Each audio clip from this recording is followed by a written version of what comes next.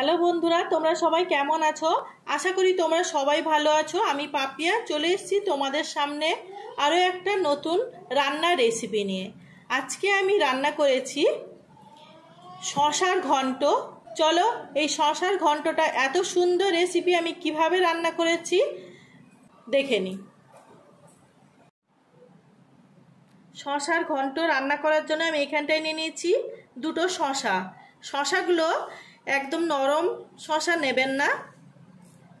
এখানটায় নিয়েছি দুটো আলু, নিয়েছি চিংড়ি মাছ। চিংড়ি মাছের লবণ আর হলুদ মাখিয়ে রেখেছি।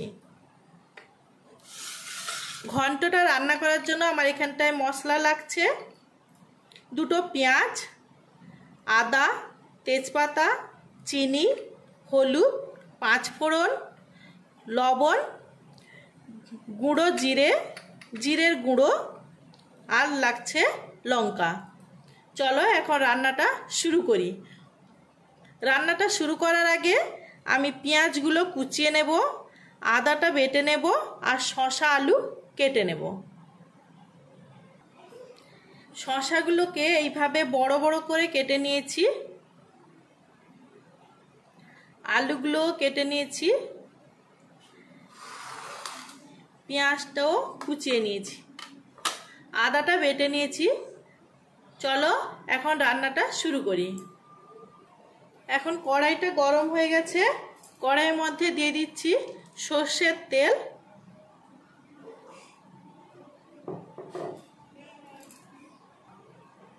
তেলের মধ্যে দিয়ে দিচ্ছি চিংড়ি মাছ।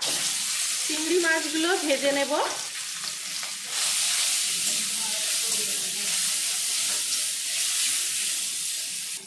চিংড়ি মাছগুলো ভাজা হয়ে গেছে, তুলে নেব।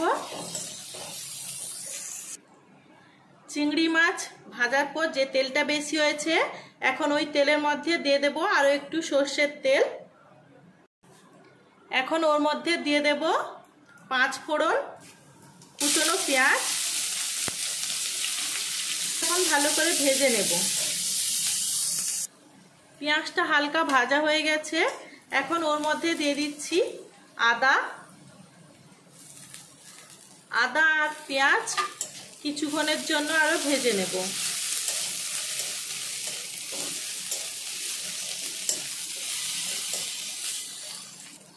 আদা আর পেঁয়াজ একসাথে ভাজা হয়ে গেছে, এখন ওর মধ্যে দিয়ে দিচ্ছি কেটে রাখা আলু।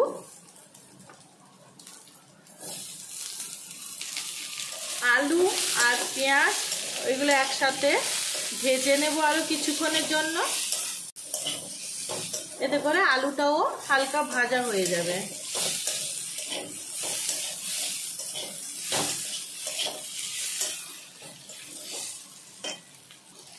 এখন কড়াইয়ের মধ্যে দিয়ে দেব কেটে রাখা শসা।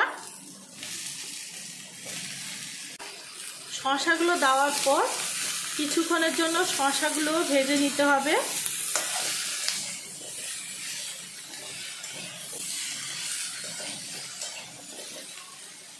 এখন ওর মধ্যে দিয়ে দেব পরিমাণ মতো লবণ,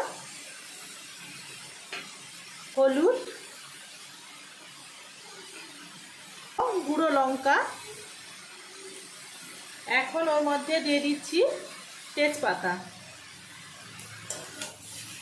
মশলার সাথে সবজিটা ভালো করে মিশিয়ে নেব।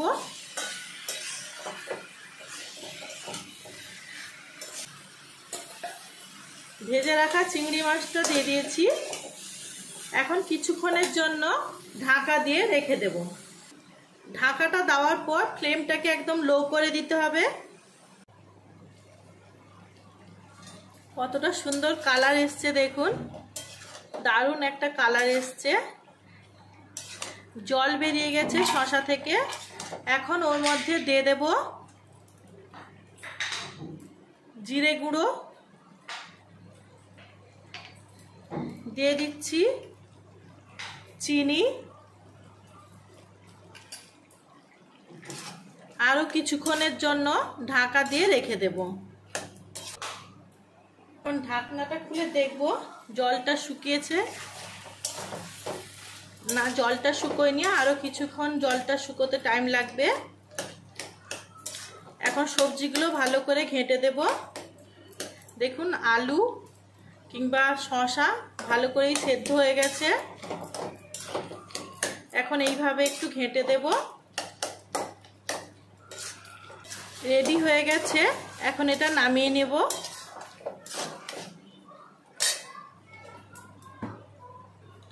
আমার এই রেসিপিটা অবশ্যই বাড়িতে প্রিয়জনকে করে খাওয়ান। ভীষণ স্বাস্থ্যকর একটা খাবার। আর আজকের রেসিপিটা যদি আপনাদের ভালো লেগে থাকে অবশ্যই লাইক করবেন, শেয়ার করবেন, সাবস্ক্রাইব করতে ভুলবেন না এবং সাবস্ক্রাইব করে পাশে থাকা বেল আইকনটি অবশ্যই প্রেস করবেন। এতে করে আমার কোনো নতুন ভিডিও নোটিফিকেশান আপনাদের কাছে পৌঁছে যাবে। আমার এই ভিডিওটা দেখার জন্য আমার বন্ধুদের অনেক অনেক ধন্যবাদ। সুস্থ থাকুন, ভালো থাকুন। ফিরে আসছি নতুন কোনো ভিডিও নিয়ে।